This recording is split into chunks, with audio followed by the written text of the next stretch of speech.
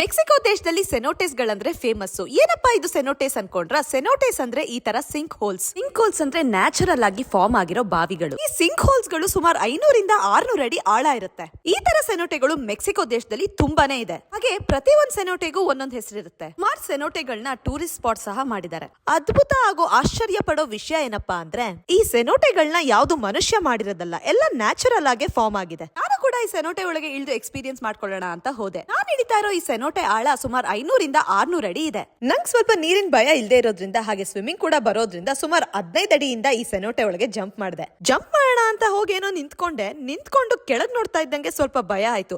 ಹೆಂಗೋ ಧೈರ್ಯ ಮಾಡಿ ಜಂಪ್ ಮಾಡೇ ಬಿಟ್ಟೆ. ಒಂದ್ಸತಿ ಮೇಲಿಂದ ಜಂಪ್ ಮಾಡಿ ಭಯ ಹೋದ್ಮೇಲಂತೂ ಇನ್ನ ಒಂದ್ 3-4 ಸತಿ ಹತ್ತಿ ಜಂಪ್ ಮಾಡಿದೆ. ಯಾರೇ ಈ ಸೆನೋಟೆ ಒಳಗೆ ಇಳಿಬೇಕಾದ್ರೂ ಕಂಪಲ್ಸರಿ ಆಗಿ ಲೈಫ್ ಜಾಕೆಟ್ ಹಾಕೊಳ್ಳೇಬೇಕು. ಹಾಗಾಗಿ ಸ್ವಿಮ್ಮಿಂಗ್ ಬರ್ದೇ ಇರೋರು ಸಹ ಈ ಸೆನೋಟೆ ಒಳಗೆ ಇಳಿಬಹುದು. ಹಾಗೆ ಈ ಸೆನೋಟೆ ಒಳಗೆ ಇರೋ ನೀರಂತೂ ತುಂಬಾ ಕ್ಲೀನ್ ಆಗಿ ತಣ್ಣಗೆ ಸ್ವೀಟ್ ಆಗಿರುತ್ತೆ. ಮೋರೇಸ್ ಅನ್ನೋ ಇನ್ನೊಂದ್ ಜಾಗದಲ್ಲಿ ಈ ಬೇಬಿ ಶಾರ್ಕ್ ಗಳನ್ನ ಮುಟ್ಟಿ ಎಕ್ಸ್ಪೀರಿಯನ್ಸ್ ಮಾಡ್ಕೋಬಹುದಿತ್ತು. ನನ್ ಮಗ ಇದನ್ನ ನೋಡಿ ಸ್ವಲ್ಪ ಭಯ ಪಟ್ಟು ಕಿರ್ಚ್ತಾ ಇದ್ಲು. ಬೇಬಿ ಶಾರ್ಕ್ ನ ನಮ್ ಕೈಯಲ್ಲಿ ಇಟ್ಕೊಳಕ್ ಕೊಡ್ತಾರೆ. ಸಖತ್ ಭಾರ ಅಂತೂ ಇರುತ್ತೆ. ಎಕ್ಸ್ಪೀರಿಯನ್ಸ್ ಒಂಥರ ಚೆನ್ನಾಗಿತ್ತು. ಇದಾದ್ಮೇಲೆ ಬೇಬಿ ಶಾರ್ಕ್ ಏನ್ ಖುಷಿ ಆಯ್ತೋ ಏನೋ ಗೊತ್ತಿಲ್ಲ, ಒಂದ್ ಮುತ್ ಕೊಟ್ಟು ಹೋಯ್ತು. ಮೆಕ್ಸಿಕೋದ ಕ್ಯಾನ್ಕನ್ ಅಂತೂ one of my favourite destination ಅಂತಾನೆ ಹೇಳ್ಬೋದು.